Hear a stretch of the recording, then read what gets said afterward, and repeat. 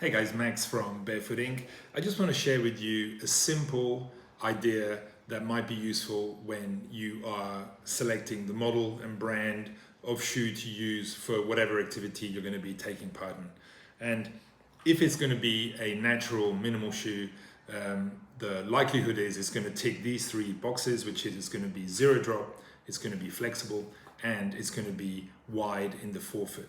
And all of those things are fantastic. There is one thing though, in some activities and some contexts, the width of the shoe becomes really important because minimal shoes are trying to accommodate as many people as possible, and we all have different shape and width of feet. And so very often the shoes have quite a roomy forefoot.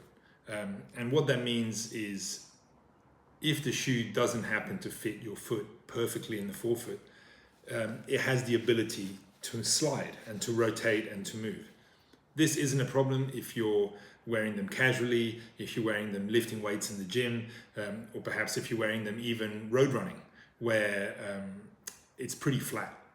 But if you're wearing them in any context where you need to generate explosive lateral movement, or perhaps where you need to shift weight and to shift balance on uneven terrain, suddenly that lateral movement, that ability to move within the shoe can actually become detrimental. So if you're doing plyometrics, if you're doing escape walks, if you're pushing off aggressively, suddenly that rotation is going to make you less efficient. And it's going to make it harder to generate power quickly.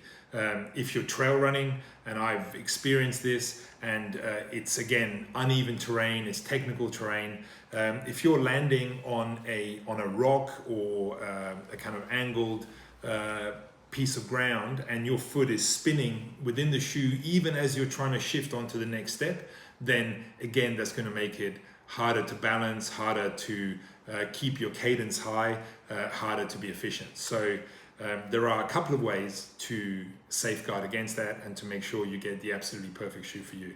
One obvious one is go and try on a bunch of different models, a bunch of different shoes, different brands, and make sure that you get the shoe that, of course, doesn't squeeze your foot, but at the same time doesn't give you too much room.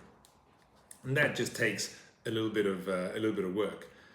But there is also another alternative, which is the Vibram 5 Fingers, which of course I love. And what they do is by actually locking your toes into each of these pockets, what they do is they make sure that your foot is absolutely locked in to the shoe.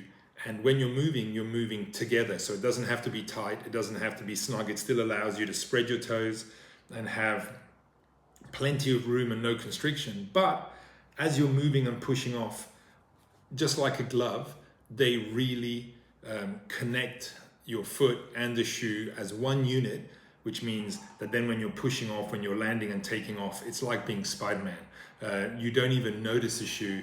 You are just connected, and of course with the mega grip sole, you're going to be super grippy, you're going to have incredible control, and it allows you to generate power, to shift balance instinctively, intuitively, and as efficiently as possible. So a couple of thoughts, but if you haven't tried the 5 Fingers and you love that whole natural minimal feel and you want to have your feet as healthy as possible, give them a go. If not, obviously there's still some great brands. We got Ultra, we got Zero, we got Innovate.